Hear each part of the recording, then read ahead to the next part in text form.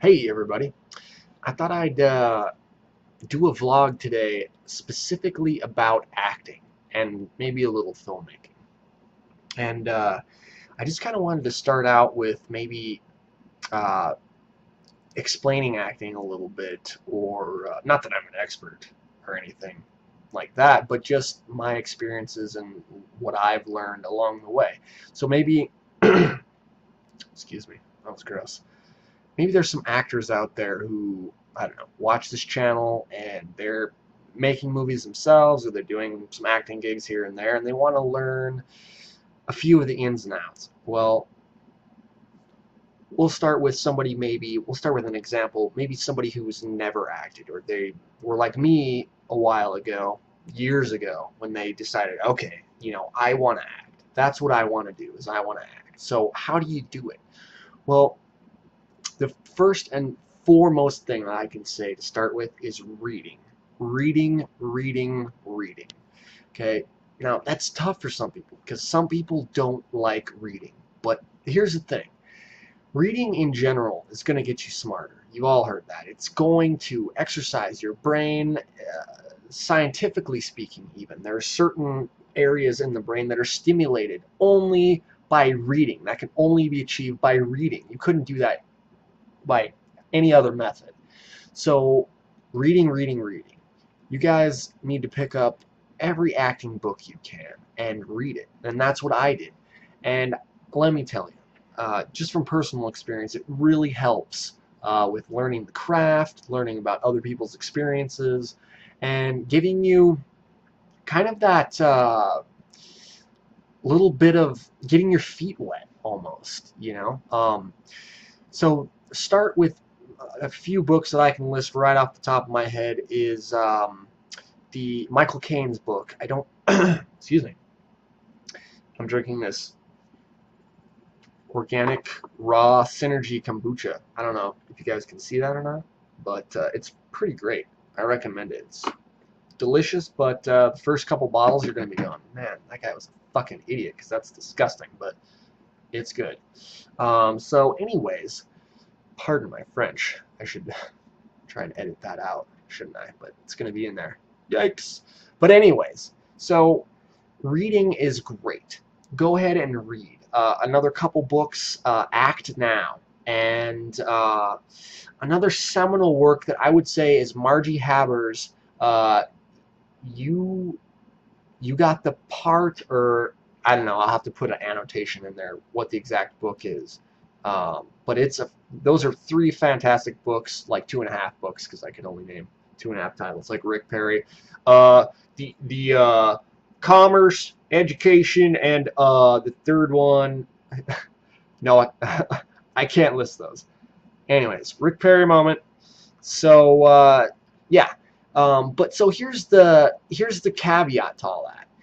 There's going to be some people out there that say, well, reading any acting book that you can get your hands on isn't necessarily a good thing because, and this is what they'll say, because there's people out there that would be influencing you with their philosophies, and their philosophies or their advice might not be particularly true or applicable to the acting world. Well, here's my take on that, and I'm taking it a step further. So they do have a good point there. There's going to be some stuff out there, and especially in today's world, technologically advancing at the fast rate that we are, there is going to be some information out there that is outdated, that is lip lick, is not going to be applicable now as it was 10 years ago. But here's the thing.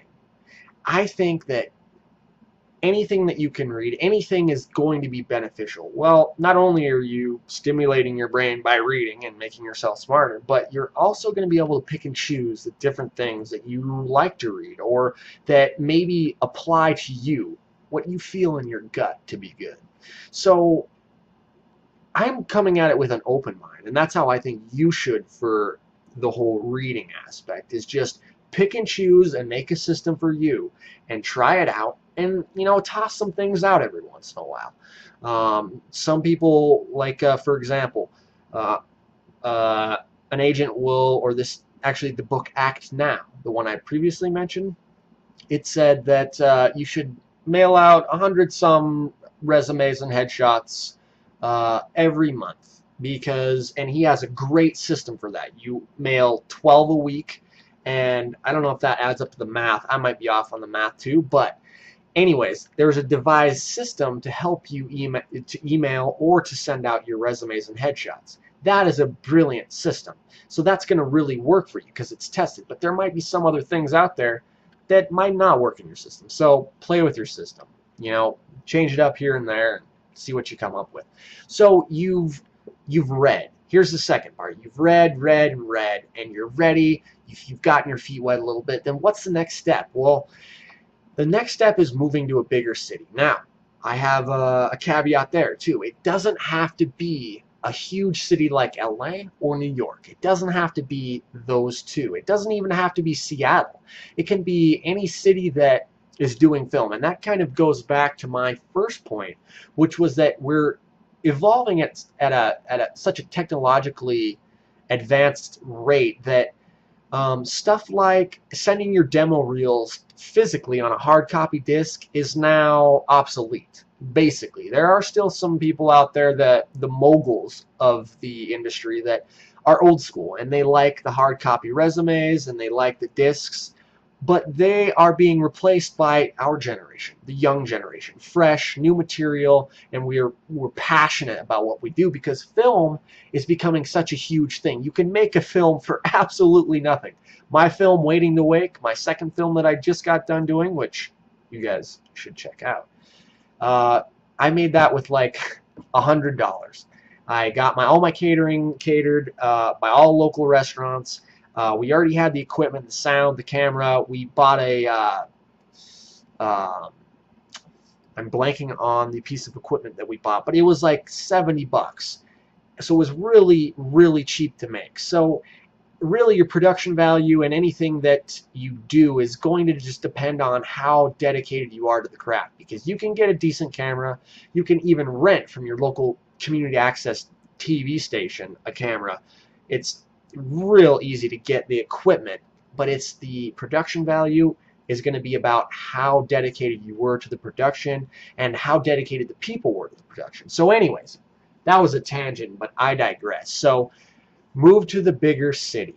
So, and it doesn't have to be, like I said, any of the major cities. It can be a city that has 60 to 70,000 people. For instance, I live in a city that's 60 to 70,000 people, and there's a ton of film being done here.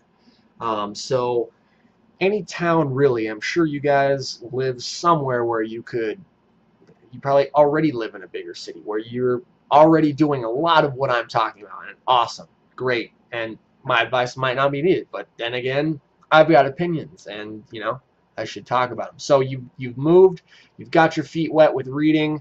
Now what do? The third thing. Now this is probably the most important. That is doing short films. That is the best way to act and to get experience. Now theater's great, but see, here's the thing about theater. It's very time consuming. Okay, now it depends. Maybe you love theater and that's what you want to be as an actor, as a theater actor. But for one, looking at it practically, theater actors don't make that much and they're not all that well known. So their exposure is minimal because as an actor, you're an artist. You want to express your art and put it out to lots and lots of people. The only problem is that most actors, and I won't name any names, but the movie waves are a shame sometimes, and especially with the scripts and some of the acting. I know there are a lot more passionate and dedicated people out there that just given the chance and they do the hard work, they're going to get there. So that's what we need, is people who are dedicated to the art of movie making, not the art of getting dollar signs. So anyways, short films.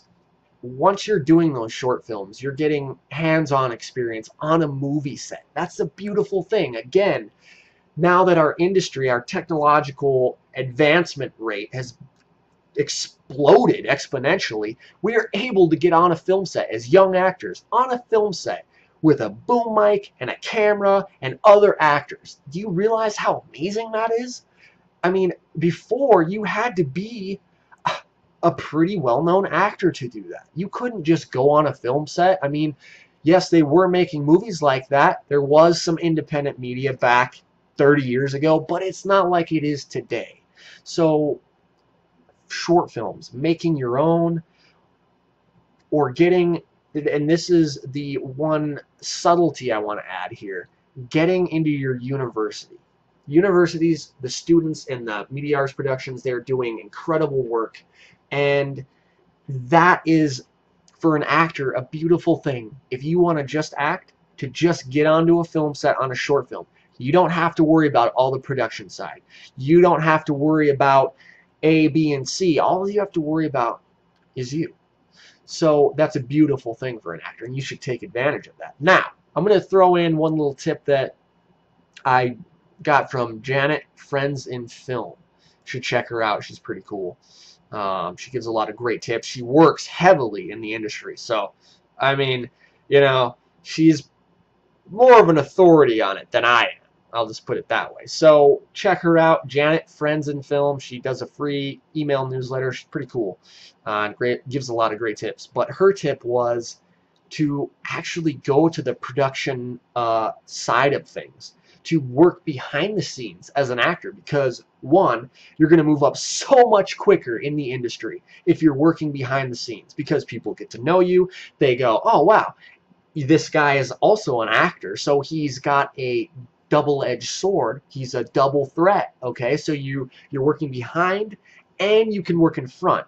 That just makes you think about it. It makes you more valuable. It makes you a better asset, and you get to know people behind the scenes. So they go, well, our actor flaked, so let's get this guy in there. And that has actually happened quite a few times, and it's becoming more and more of a real situation. So working behind the scenes, getting to know the people behind the scenes, working as a PA, production assistant, or a freaking gopher, whatever, you know, like, get behind the scenes, because that is going to help you move up the Hollywood. And this is specifically for Hollywood. Now, if we're just talking about your local market and you just want to act, just go to the short film side of things. Don't worry about the behind the scenes, because you'll move up quickly there anyways, and you'll get the experience that you need.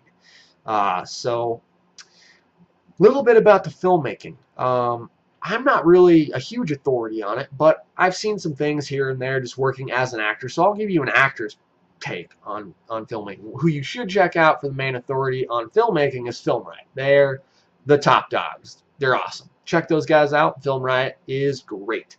But just as an actor's perspective on things, getting to know the crew as an actor is brilliant. And you hear about these actors who were divas, and they're not professional, and they're just not very nice on set. That's a thing of the past. That, what you hear, tabloids, TV, that's a thing in the past. That's selling hype. But all good actors that have succeeded are decent to people. It's only when they get to that such a high level is when they, what I call, they sell out on their morals and values. So they sell out and they become a very rude person. They don't respect their fellow man, basically. And they take what those people are doing for granted. Now, a fun little fact here, your cameraman can make you look like, well, not very flattering. Let's just say that. They can make you look horrible. So keep that in mind, just for self-preservation's sake. If you want your cameraman to make you look good, be nice to your cameraman. But like I was saying, all of that is all in the past of being rude. What you want to do is you want to be absolutely the nicest person you can to your films, to your set, or to your crew, because they're going to make you look good. They're going to refer you to other film crews, other people. They're going to be like, you know, that Cheyenne, he was a pretty nice guy. So, and yeah, there are some people who would probably say that I'm not a nice guy. And that's going to happen. But anyways, I digress. That's what you got to do, is they're going to refer you to their friends, to their other filmmaking friends, and pretty soon that's going to lead you to some high places if you just be nice to your crew. So that's about it for this one. Oh, you know what? Lastly, I'm going to leave you guys with a song that you should check out. Actually, an artist. We'll just leave it for an artist. And then maybe I'll leave you guys with a song for next time. But KRS-One, he is brilliant. I don't know if you've heard of him. If you haven't, then you should check him out. KRS-One, he does conscious hip-hop. And he is and the reason I mention him is not because of the hip-hop or rap or whatever, not even music in general, but just the fact that he's such an artist. He's kind of the artist of the day. Not only does he write all of his own stuff, he produces most of his own stuff, and his styles, his lyrical styles, are unprecedented. He is absolutely the authority, the artistic authority in hip-hop. So, artist of the day, KRS-One, check him out. But until next time, be well and peace.